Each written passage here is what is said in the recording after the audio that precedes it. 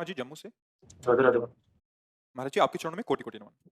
महाराज जी, मैं भी एक किडनी फेलियर पेशेंट हूँ।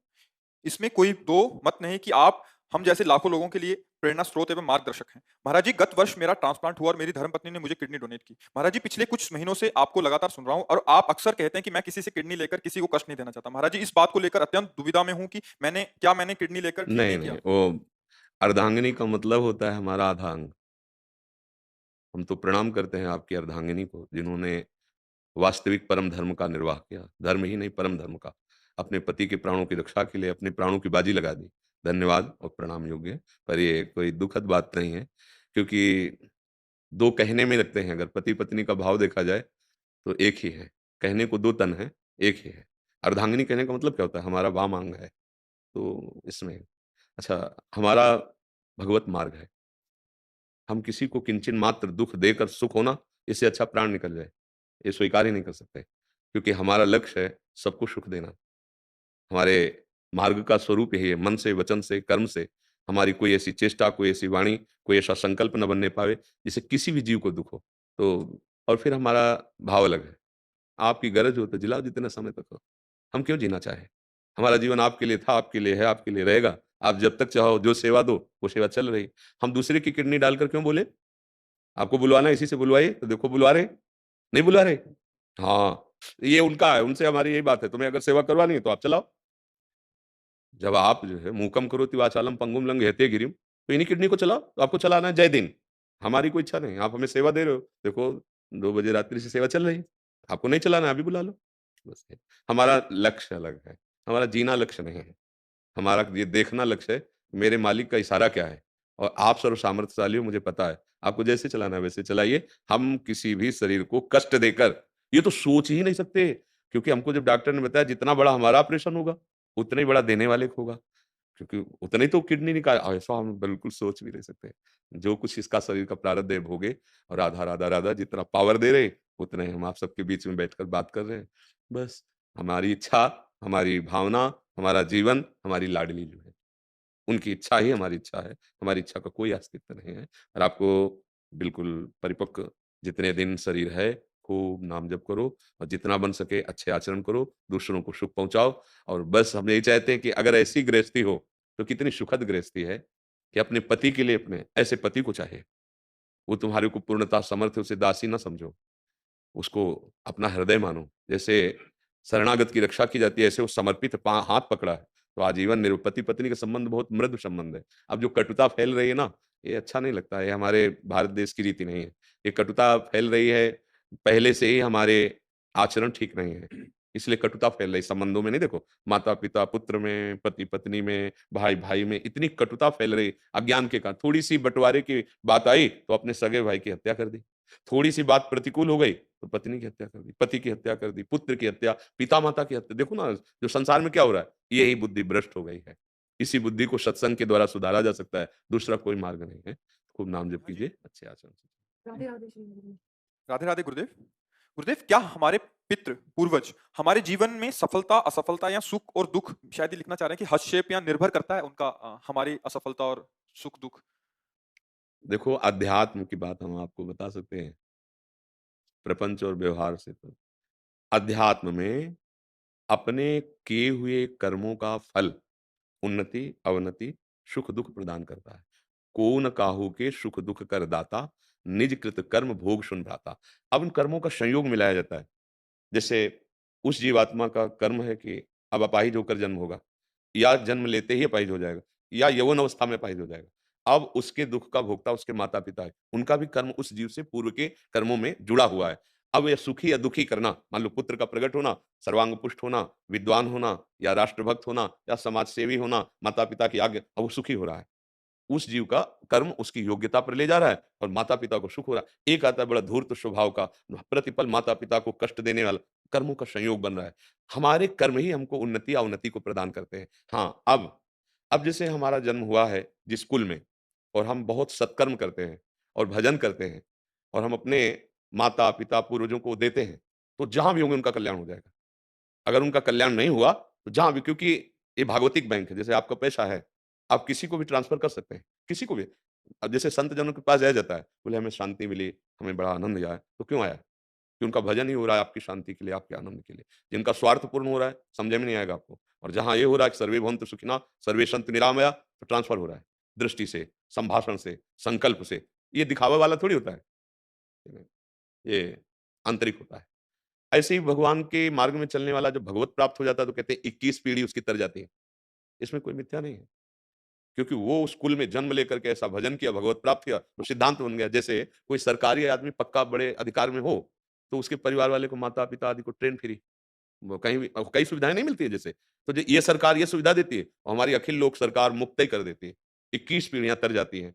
तो जैसे अब हमारे जो पितर हैं, वो बड़े पुण्यात्मा रहे, धर्मात्मा रहे, तो वो पितृलोक को जाएँगे, स्वर्ग पितृलोक को। और हम जो यहाँ पिंड दान करते हैं, वो उनको प्राप्त होते हैं। हम जो यहाँ से शुभ कर्म करके देते हैं, वो उनको प्राप्त होते हैं। यदि उनके अशुभ कर्म हुए, तो नरक जाएँगे।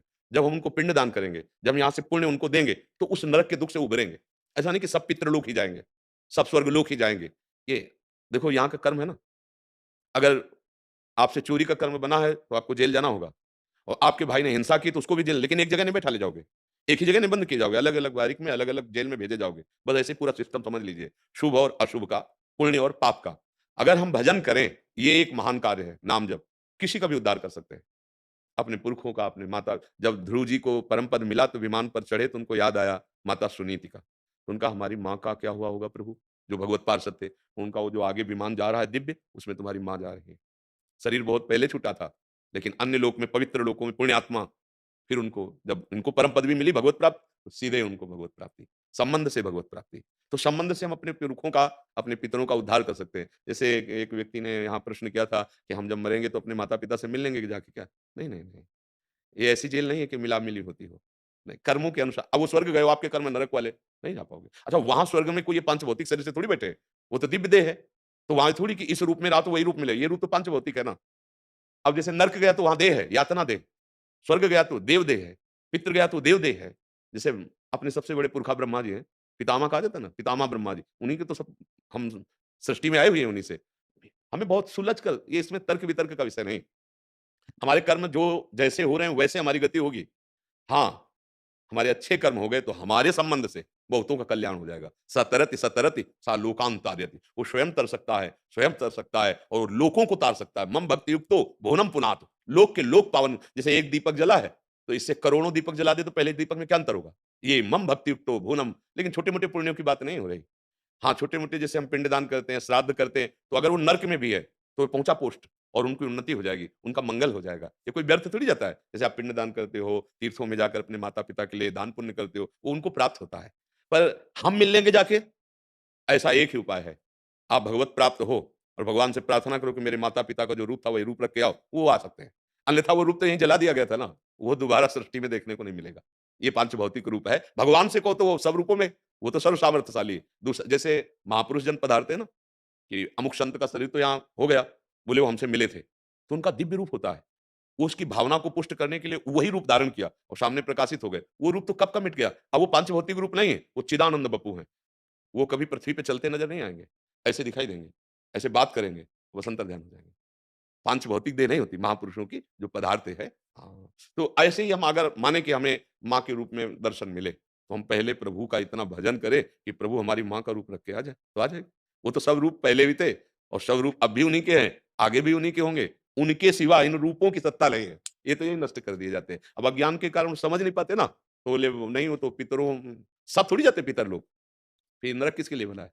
अगर हमारे गंदे कार्य हो गए तो हम पितर लोग तो देवलोक में आता है। जैसे भारत में उत्तर प्रदेश, मध्य प्रदेश, ऐसे बहुत से प्रदेश है ना, ऐसे स्वर्ग में भी बहुत है। तो एक पितर लोक जो है वो एक मानो स्वर्ग का एक हिस्सा है। उसमें वो जाते हैं जो बहुत भजनानंदी, तपस्वी, दान पुण्य यज्ञ करने वाले वहां पहुंचते हैं। और जैसे हमारे कर्म नीच हुए तो फिर उसका दंड मिलेगा नरक आदि की, फिर और योनियों में जाएंगे। तो जैसे और योनि में जीव है और हम उसको भजन दिए, तो तत्काल घटना घटेगी, उसका शरीर छूटेगा और वो उन्नति को प्राप्त हो जाएगा। तो इसीलिए मनाया जाता है कि हमारे परिवार में कोई पुण्यात्मा हो जाए। पितर जो है ना, जो स्वर्ग में विराजमान हमारे पूर्वज, उसके सबसे पूर्वज है अर्यमा। भगवान कहते हैं पितरों में अर्यमा मैं हूँ। तो हम मनाते हैं वो कि ऐसे हमारे कुल परंपरा में कोई एक पैदा हो जाए ऐसा, जो पुण्यात्मा हो, भगवत भक्त हो, तो हम इससे भी ऊपर भगवान के धाम चले जाएँ। भाई पितृलोक कोई स्थायी नहीं है। जैसे मृत्युलोक है ना, स्थायी नहीं है, ऐसे स्वर्ग भी स्थायी नहीं है, पितृलोक भी स्थायी नहीं है। तिनके से लेकर ब्रह्मलोक तक कोई स्थायी नहीं। भगवान का जैसे वैकुंठ धाम है, राम जी का साकेत धाम है, शिव जी का कैलाश धाम है, प्रिया प्रीतम का वृंदावन धाम है, ये श्री कृष्ण का संपूर्ण ब्रज चौरा, ये दिव्य जो धाम है, ये यहाँ से फिर मृत्यु का प्रवेश नहीं है। अन्यथा आब्रह्म स्तंभ पर्यंतम सर्वम मायामयम जगत। ये त्रिगुणात्मिका माया के द्वारा यहाँ से लेकर ब्रह्मलोक तक रचा हुआ है, नीचे के लोग, ऊपर के लोग सब मायाकृत है। यहाँ जाने पर विश्राम नहीं है। यहाँ पूर्ण क्षीण हुआ फिर लौटना पड़ेगा। वो शरीर छूटेगा, जो देव शरीर मिला वो छूटा, अब फिर उसको भेज दिया गया, इधर कहाँ भेजा जाएगा अब कुछ पता नहीं। जैसे देवराजेंद्र के पद में महाराज नहुष विराजमान थे, पापाचरण बन गया, एक लात मार दी ब्रह्म ऋषि को और वहां ले जाने के लिए कि चलो मैं इंद्र हूं तो सची से हम मिलेंगे। तत्काल साफ हुआ और देवराजेंद्र का शरीर जो हटा और अजगर की योनि में प्राप्त। बड़ा विचारणीय विषय है कि ऐसे कर्म करो कि ये जो मानव देह मिली है ये दुर्गति को न प्राप्त हो। कम से कम हमारा अगर भगवत प्राप्ति न हो, काम पूरा न हो, तो फिर मानव देह मिले और अच्छा सत्संग मिले, अच्छे आचरण करूं और सबको सुख पहुंचाऊं और भगवान को प्राप्त कर लूं। इसीलिए सत्संग किया जाता है कि हो उसमें ये जो दूसरों का मांस खा रहे हो, ये तुम्हारे लिए बहुत हानिकारक होगा। देखो सृष्टि में क्या है, एक कानून है। जैसे आप अपनी पत्नी से मिले तो कोई अपराध है क्या? लेकिन दूसरी स्त्री से आप करें, जबरदस्ती, तो आपको कानून बंदी बना लेगा ना। कहे तो नहीं ऐसा, नहीं, उसका नियम बनाया गया, कानून बनाया गया है। ये चीज़ उनके लिए, ये चीज़ उनके लिए, इसका ऐसे प्रयोग करो। कानून के अंतर्गत आप करोगे ना, आप फँसोगे नहीं और कानून के विपरीत करोगे, पकड़े भी नहीं जाओगे अगर, तो भी तुम्हारा मन तुम्हें दंड देगा। ऐसी ये वेद, शास्त्र, पुराण, भागवतिक कानून है, भगवान का कानून है। उसके खिलाफ चलोगे तो आप परेशान हो जाओगे। कलयुग का प्रगटवास दिया गया है। मदिरा पीना, मांस खाना, पराई स्त्री से गंदा आचरण करना, चोरी करना और जैसे जुआ आदि खेलना, इनमें स्पष्ट है कलयुग का वास। और जहाँ कलयुग का वास होता है वहाँ बुद्धि भ्रष्ट होती है। आप देख लो लीलाएँ क्या हो रही हैं बुद्धि भ्रष्ट की। समाज में देखो ना, दया लगती है। बूढ़ा आदमी घूम रहा है लकड़ी लिए हुए और उसके लड़कों ने निकाल दिया, पूरी संपत्ति अपने कब्जे कर ली और वो भोजन के लिए परेशान है। वो आपसे क्या हो रहा है? अरे इनकी सेवा करने से भगवान प्रसन्न हो जाते। इन्हीं की कमाई हुई संपत्ति इनको इनके सुख में लगा देते, तो तुम पूरे जीवन के लिए इनका आशीर्वाद प्राप्त कर। बुद्धि भ्रष्ट हो गई है। बूढ़ी माँ है, उसको कष्ट दिया जा रहा है। छोटी-छोटी बातों में परिवार में विद्रोह पैदा हो रहा है। समाज में एक-दूसरे के प्रति हिंसा। क्या हुआ? बुद्धि भ्रष्ट हो गई। क्यों भ्रष्ट हुई? क्योंकि कलयुग का जहाँ वास है उनका सेवन हो रहा है। इसीलिए सबसे हाथ जोड़ के कहते हैं, सावधान! एक कोई ऐसा आचरण मत करो, नहीं तो चाहे जहाँ चले जाओ कभी सुखी नहीं होगे। हमारी बात मान लेना। गंदे आचरण करो, पापाचरण करो और सोचो कि हम किसी साधु महात्मा के पास चले जाएँ, कुछ दे लेके आशीर्वाद। अवश्यमेव भोक्तव्यम कृतम कर्म शुभाशुभम। भगवान के वचन, अवश्यमेव तुम्हें भोगना पड़ेगा अपने कर्म को। तो परिणाम में फिर ये आता है कि को न काहू के सुख दुख करदाता और निज कृत कर्म भोग सुन भ्राता। इसलिए हमें चाहिए कि हम अब ऐसे कर्म करें कि दूसरों को सुख प्रदान करें अपने कर्म बल से। कोई मुझे सुखी करे ऐसी आशा छोड़ दें। हम अपने भजन बल से, अपने अच्छे आचरण से हम ऐसे उठें कि लाखों को सुख पहुँचाएँ, अपने परिवार को क्या, हम पूरी समाज को सुख पहुँचाएँ। समाज के हेतु हमारा, राष्ट्र के हेतु हमारा प्राण विसर्जन हो गया काम। परहित सरिस धर्म नहीं भाई। अगर हम दूसरों को सुख देने की बात सोच लें, इससे बड़ा कोई धर्म नहीं। किसका प्रश्न था? आपको समझ में आया? जैसे हमारा कि देहरादून के कॉलेज के बच्चे हैं, कोई इंजीनियरिंग कर रहा है, कोई बीएससी, कोई बीबीए ऐसे करके। अच्छा, तो राजेंद्र संग सुनते हैं महाराज जी और कीर्तन आदि कॉलेज में पूरा। अच्छा। आप लोगों का कोई यदि प्रश्न हो, एक कोई प्रश्न करो जिससे सबको उत्तर मिल जाए। असमय अधम सखा सुनो मोहो पर रघुवीर, कीनी कृपा सुमिर गुण भरे बिलोचन नीर। जब हनुमान जी ये कहते हैं विभीषण जी से, तो ये जो भक्ति की एक पराकाष्ठा है, ये हमारे हृदय में यद्यपि हम ये जानते हैं कि आपने ये बताया है कि नाम जब ही इसकी एकमात्र औषधि है, जो भवभेषज है, लेकिन वो उस स्थिति को हम कैसे प्राप्त हो सकते हैं हाँ, महाराज? जब तक हमारा अहंकार जो होता है, एक अहंकार का परिचय तुम्हें अंतर की बात बताते हैं। अंतःकरण में 4 वृत्तियों के कारण एक ही तत्व को 4 रूप में कहा गया है। जो निश्चय करता है उसे बुद्धि कहते हैं, फाइनल। ये ठीक है, ये नहीं ठीक है। ये निश्चय बुद्धि करती है। और जो संकल्प विकल्प करता है, ये किया जाए, ऐसा किया जाए, ऐसा किया जाए तो हमें सुख मिलेगा, उसे मन कहते हैं। और जो चिंतन करता है उस सुख का, उस वस्तु का, उस व्यक्ति का, उस स्थान का, उसे चित्त कहते हैं। और जो अहम है, ये खतरनाक विषय है। ये अहम देह में स्थित हो गया। ये अहम मन और इंद्रियों से प्रेरित होकर के भोगों में लग गया। तो अब गुण दोषमय ये सृष्टि है।